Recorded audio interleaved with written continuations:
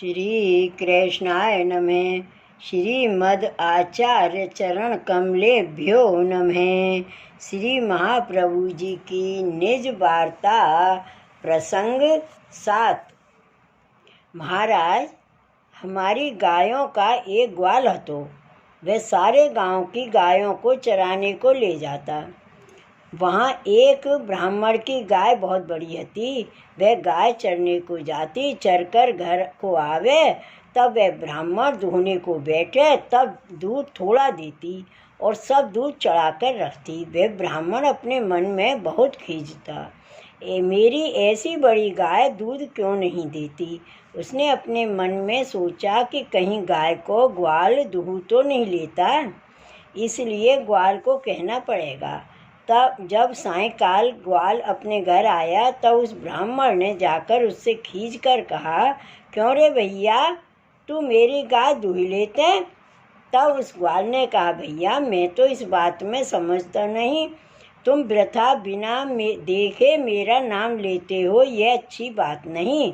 फिर भी तुमने इतनी बात कही है तो मैं कल ठीक ध्यान रखूँगा।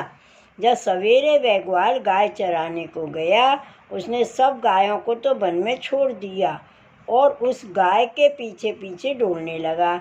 अपनी नज़र में उस गाय को रखा, इसका दूध कौन पी जाता है। वह गाय इतने में ग्वाल की दृष्टि बचाकर गोवर्धन पर्वत ऊपर चढ़ी।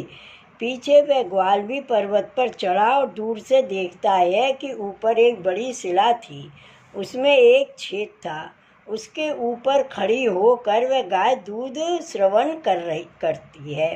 वह सारा दूध उस स्थान पर स्त्रवित कर उतर आई। यह ग्वाल ने दूर से देखा। उसके पीछे वह उस स्थान पर गया। वहाँ जाकर देखा तो एक शिला है, उसमें एक छेद है। यह देखकर वहाँ ग्वाल नीचे उतर आया और सारे दिन गाय चराई। पाछे जब घर आने का समय हुआ, तब वह गाय पुनः पर्वत पर चढ़ी। उस समय यह ग्वाल भी उसके पीछे पर्वत पर चढ़ा तो देखता है जैसे सवेरे उस गाय ने अपने आप दूध का श्रवण किया था, वैसे ही अभी कर रही है। पीछे वह दूध का स्त्राव करके पर्वत के ऊपर से उतरकर आ गई। वह ग्वाल भी उतरकर आ गया। उस ग्वाल ने ये समाचार ब्राह्मण को कहे कि भैया, तेरी गाय ऐसी रीत से 2 बार स्वयं जाकर पर्वत ऊपर दूध का स्त्रवण करती है। अगर तू नहीं मानता है तो सवेरे मेरे संग चलना, मैं तुझे दिखा दूंगा। यह बात सुनकर उस ब्राह्मण को बड़ा आश्चर्य भया। सवेरा होने पर गाय वन को चली।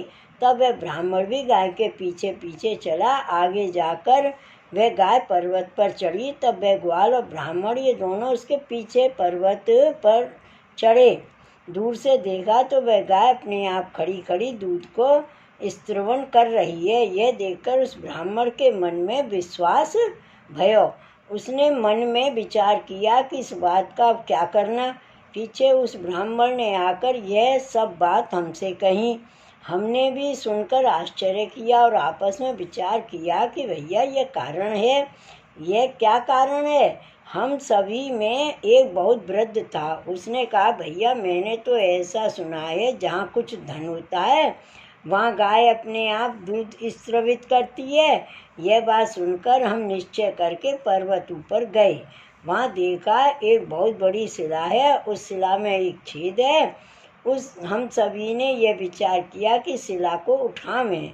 तो उस शिला को सभी ने मिलकर उठाई तो देखा कि उसमें एक सुंदर बालक 7 वर्ष का खड़ा है। उस शिला में छेद है, वह उसके मुख के ऊपर है, वहाँ से वह दूध पीता है। तब हम सभी ने कहा कि इसके नीचे धन है, यह सत्य है। उस दिन के पश्चात उसको दूध दही का भोग धरते वह सब आरोपता था और यहाँ सब लड़कों के साथ खेलता। हम सभी ने जब आपका नाम पूछा, तब आपने अपना नाम देव दमन बताया। हमने ऐसा जाना कि यह पर्वत का देवता है।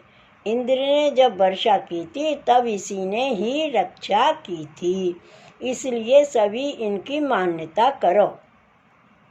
ऐसी रीत से यह प्रकट भये हैं। श्रीनाथ जी के साथ और 3 देवताओं का भी गिरिराज से प्राकट्य भयो। संकर्षण कुंड में से श्री संकर्षण देवता का प्राकट्य भयो। गोविंद कुंड में से श्री गोविंद जी का प्राकट्य भयो और दान घाटी ऊपर श्री दानी राय जी का प्राकट्य भयो। उनकी सेवा मतांतर में वैष्णव करते हैं। ऐसे चारों देवताओं का प्राकट्य एक ही साथ हुआ। आप तो ईश्वर हैं, सभी जानते हैं, अपनी बात आप ही पूछते हैं। इसका कारण यह है कि जगत में अपना महत्व प्रकट नहीं करते हैं। भगवदीय क्या गुणगान करें। इसलिए गोपाल दास जी ने गाया है, अपनी लीला ते बदन पोते कर उच्चार आनंद अधिक दीधो। तब श्री आचार्य जी महाप्रभु यह बात सुनकर गदगद हो गए। श्री वल्लभाधीश की जय। श्री गोवर्धन नाथ की जय। जय जय श्री गोकुलेश, जय जय श्री गोकुलेश।